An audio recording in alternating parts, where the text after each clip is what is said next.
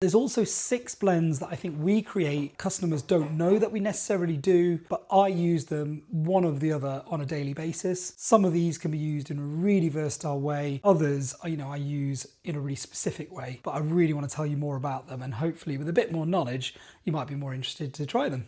Right, first up, we've got Ras El Hanout. So Ras El Hanout is the spice blend from Morocco. Translates in Arabic as head of the shop or top of the shop, which really means that a small spice seller will get their best spices out, they'll make a blend, and they'll create their own Ras El Hanout. So if you go to Marrakesh and you go to those souks, you'll see loads of different shops selling Ras El Hanout, and they'll all be slightly different from each other. This blend is ideal for tagine cooking. Let me just grab one for you. So for those that don't know, this is a Moroccan tagine. It's one of these kind of crazy ceramic pyramid-like pots, and this is what you can use to make your couscous and make your tagine dishes. Ras El Hanout will make these. It's so good for making stews like they do in Morocco, but I add this to loads of different stuff. I roast vegetables with it, especially root vegetables with a bit of honey. Works really well with ras, and it works really good when you're making soups, and you can make a spiced Moroccan soup and add lentils in it. I mean, it's really versatile. So that is definitely one of my hidden gems, and as I said, can be used outside of just traditional Moroccan cuisine. Right, next up we have shawarma. Classic Middle Eastern thing. People will recognize shawarma from kebabs and kind of doing that style of cooking. It's an amazing blend for marinating meats and cooking in that way, but it's definitely on the rise. There's loads of Middle Eastern dishes and kebab shops are out there cooking with shawarma and making shawarma dishes. Definitely a must-have. Next up is chimichurri. Most people may have heard of chimichurri being this kind of Argentinian steak sauce. It's very kind of strange to see it in a powdered blend form, because essentially it's herbs, chili, lemon juice, and really good quality olive oil, chopped up finely and made into this kind of steak sauce, which is absolutely delicious. But what we've done here is we've turned it into a dry powder, again used as a seasoning or a blend, but can be mixed with olive oil, lemon juice, and used as a marinade. I love this blend. It's got that really good balance of heat, but also that herbiness. For whatever reason, I don't know why I'm so mad about this. If I've got some ready salted crisps in the back of the cupboard, which I never normally eat, I'd stick some chimichurri in it and make an extra crisp seasoning. This is definitely one that I always have with me, adding that herbiness and heat to some dishes. This is the one. My fourth one is a little bit unusual, because you're thinking this is not a kind of core spice blend, but again, it's something I use all the time,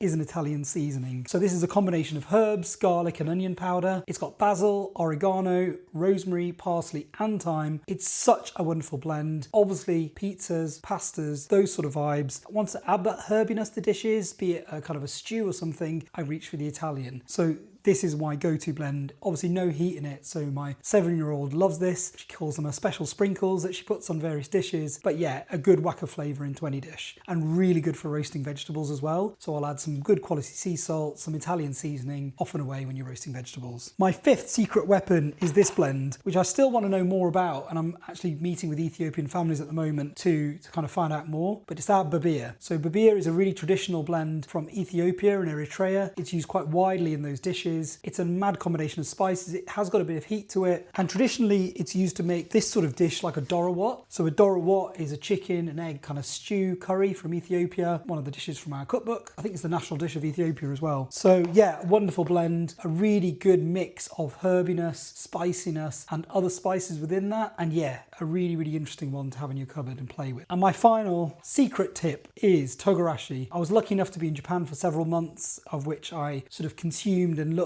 and found loads of this blend, but if you go to Wagamama's, you'll see it on every table. This is a Japanese 7-spice. It's quite spicy, so it has Szechuan peppers in it and other hot spices. Alongside that, it's got sesame seeds, which are really nutty, and then it's got seaweed to bring it out some saltiness and umami flavors. So it's quite a spicy blend, traditionally used in Japanese cooking with noodle soups when you add some heat level to it, and sometimes you can see it sprinkled on sushi. This is a really great dish with those Asian flavors. To be fair, I don't use togarashi that much outside of cooking Japanese sort of Asian cooking, but when I do and I want to add that heat, it's really good because of that combination. It also has citrus peel in it as well, so it brings in some of those citrus tones, but it's a wonderful blend. We've made it and sold it with Japan Centre in London and worked with Japanese chefs to create this one, and I'm really pleased how it turned out. So there you go.